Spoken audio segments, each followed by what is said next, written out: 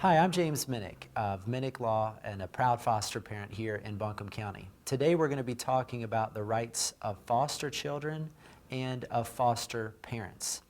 In North Carolina, the North Carolina General Assembly has given foster children kind of a Bill of Rights, so to speak, has kind of outlined certain rights that foster kids have. It's not an exclusive list of rights, but is meant to be kind of a guideline for the basic rights that foster kids have that are in the foster care system. The first right that foster kids have is the right to have a safe foster home, which is free of violence, abuse, neglect, and danger. Secondly, foster kids have first priority regarding placement in a home with siblings. Third, foster children have the ability to communicate with the assigned social worker or a caseworker overseeing the child's case and have calls made to the social worker or caseworker returned within a reasonable period of time. Fourth right for foster kids that is outlined in that Bill of Rights is that foster children have the right to remain in the school system that they were in prior to coming into foster care, if at all possible. And basically what the purpose of this is that Buncombe County, we have multiple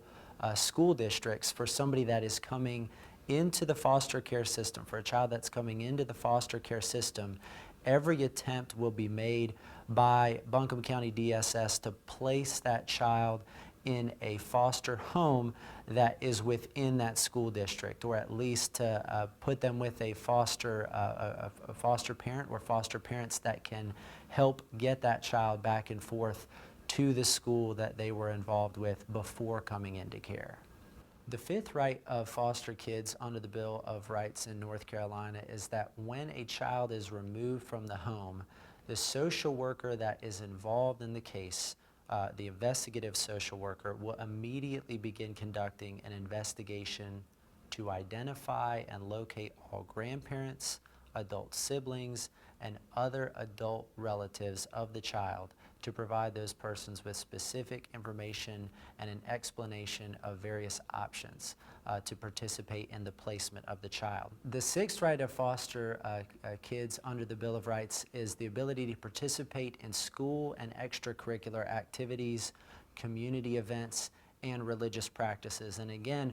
this is more true for older kids in the foster care system that are engaged in these types of activities or may have particular religious practices that they're used to. The seventh right of foster kids under the Express Bill of Rights is that they have the ability to have their biological parents be involved if there are any immunizations received while they are in foster care. That if there's immunizations, vaccinations that are received during the time that the child is in foster care, that the biological or birth family is involved in any decisions regarding immunizations and vaccinations. The eighth right that is outlined under the Bill of Rights for foster kids in North Carolina is the ability to have access to and establish a bank account or savings account, and that is to give them a little bit of financial freedom. Again, this is something that is more age dependent. As a kid is getting older, as a foster child is getting older, there needs to be more financial freedom. It also helps for the child that is in foster care to learn financial responsibility, which is part of kind of the plan for older kids that might be aging out of the foster care system. So it's important for foster children, again, particularly those in their teenage years, to have access to a bank account or a savings account. The ninth right that is outlined in the Bill of Rights for foster kids is the right that they get access to certain documents: their birth certificate, their social security card, and their medical records, that by the age of 16 they have access to have copies of those documents for their own records. The 10th right of children in the foster care system is the right to have communication with their siblings if the child is not placed in foster care with their siblings, if they're separated from their siblings during the time that they're in foster care. The 11th right that is outlined in the Bill of Rights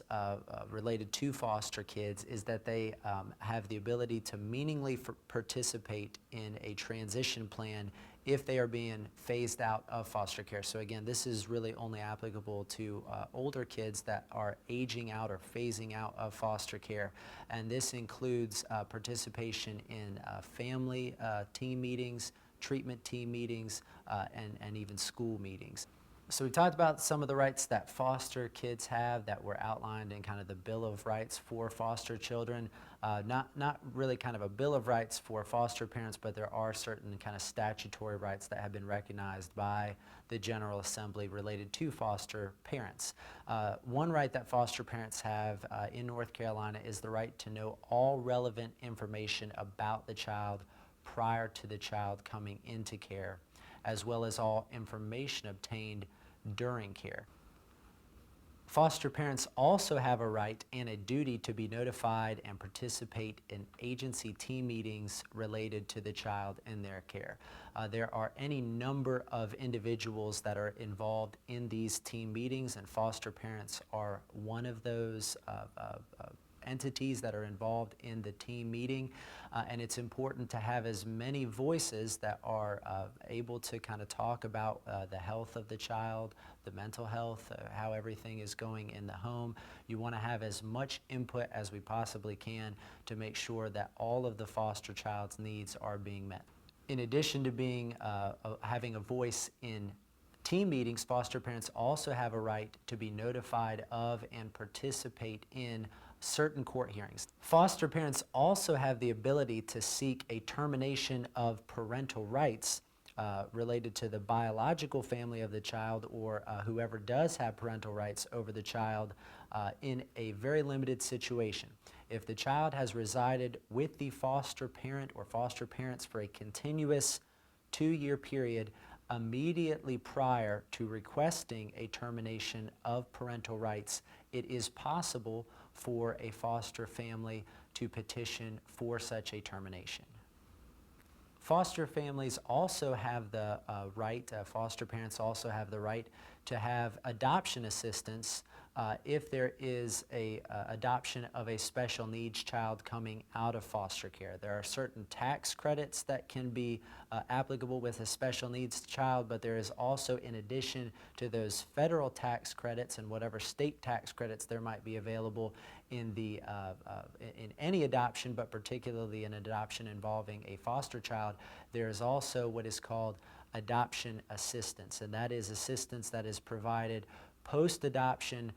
because of the fact that the child was in foster care at the time, and that typically kind of is in the form of a monthly stipend that continues after the child is really truly out of foster care and actually has been permanently placed with an adoptive family.